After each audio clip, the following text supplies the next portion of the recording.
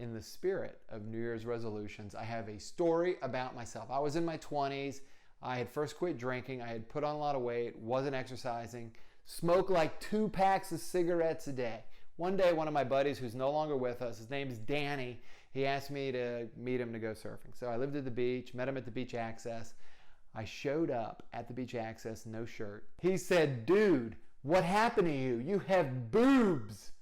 I gotta tell you, I had been struggling a little bit with my weight and about a behavior change, but I had never realized how heavy I had become. And what happened was, there's a psychological phenomenon, and it's called the crystallization of discontent.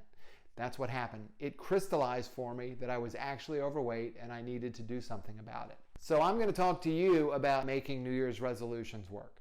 When we know that only 8% of people maintain their New Year's resolution from January all the way to December of that same year. So the first thing is, you got to be ready for the change. Like me, I had that crystallization of discontent. You got to have that too. The next thing is, you have to start small. Motivation runs out. You'll wake up one day, not want to stick with the program. So you got to make sure that you are starting small. And once you accomplish that first goal, you refine it. You make it even harder and harder and harder.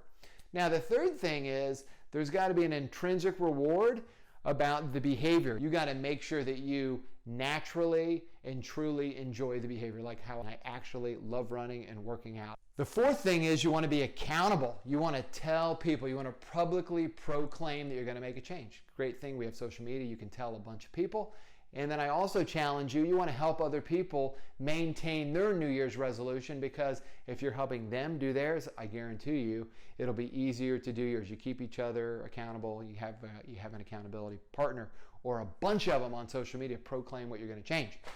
Now, because motivation is finite, sometimes you'll wake up and not want to do the change. So there's a technique called reciprocal inhibition. When we're making a change, it creates lots of anxiety. This is a counter-conditioning intervention. So if I wake up in the morning and I'm supposed to get up and go exercise, typically if I haven't made that change, it causes me a lot of anxiety. And then I want to avoid that anxiety. And usually in the beginning, I avoid the anxiety by staying in bed, not going to the gym. So what we do instead, in principle, is we tell ourselves, okay, I'm giving you permission not to go to the gym. Then in essence, that lowers your level of anxiety about what you want to change. And then you're laying there or staring at that piece of cake and you realize, wow, okay, I'm giving myself permission not to go to the gym, or that I can eat that cake. And then there's this other force in you that says, I think I'm going to go to the gym, or I'm not going to eat that cake. And then you continue your resolution effectively. The sixth step is really the most important step.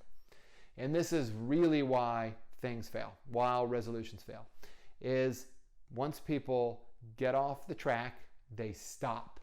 And what's really important to know is you can start over at any time. If you start failing in February, you can start over in April. The important thing is that you muster back up the strength and you continue the process of change. Don't give up. We all need accountability partners, so I'm going to challenge you to be my accountability partner. And I want to be yours, and I want your other friends and family to be your accountability partners on social media.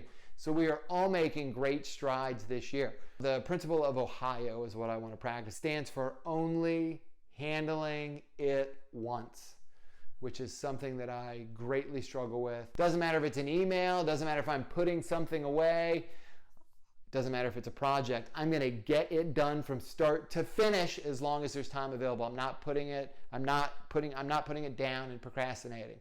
Now, I challenge you guys, maybe you have another thing that needs to change. Maybe you've been avoiding something that's really huge that would alter and change your life for the better. So maybe that's exercise, maybe that's lose weight, maybe that is ending a toxic relationship, maybe that's traveling, working less, spending more time with your family. Whatever it is, let us know. Be bold. 22 is going to be a great year for all of us. Remember, it could be your last. Life is not a dress rehearsal. Make every moment count.